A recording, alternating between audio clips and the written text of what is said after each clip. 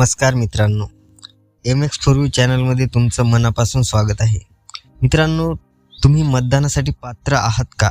तुमचं नाव मतदान यादीत आहे की नाही हे अजूनही कळत नसेल तर हा व्हिडिओ शेवटपर्यंत नक्की बघा, कारण आजच्या या व्हिडिओमध्ये आपण बघणार आहोत मोबाईल ॲप्लिकेशनचा वापर करून मतदान यादीत नाव कसं बघायचं, तेही अगदी सोप्या पद्धतीने फक्त 5 मिनिटात. मित्रांनो, मतदान यादीत नाव बघण्यासाठी आपण वापरणार आहोत इलेक्शन कमिशन ऑफ इंडियाचं अधिकृत ॲप्लिकेशन ECI ॲप. तर मित्रांनो, सगळ्यात आधी तुम्ही प्ले स्टोअरवर जा आणि ECI वोटर ॲप असं सर्च करा. मित्रांनो, व्हिडिओमध्ये दिसत आहे असं इलेक्शन कमिशन ऑफ इंडियाचं ECI ॲप्लिकेशन डाउनलोड करा.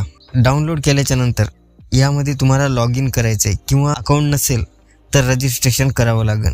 लॉग इन झाल्याच्या नंतर तुम्हाला एक टॅब दिसेल, सर्च इन इलेक्टोरल रोल किंवा मतदार यादीत नाव शोधा हा पर्याय निवडा. जर तुमच्याकडे EPIC नंबर नसेल अशा वेळेस नाव आणि डिटेल्स वापरून जन्मतारीख, जिल्हा, विधानसभा अशी माहिती टाकू शकता. माहिती भरल्यानंतर सबमिट करा. आता तुमची माहिती स्क्रीनवर दिसेल. जर तुमचं नाव मतदान यादीत असेल तर अभिनंदन, तुम्ही मतदान करू शकता. तिथे तुमचा बूथ नंबर आणि असेंब्ली सुद्धा दिसेल. नाव नसेल तर काय करायचं?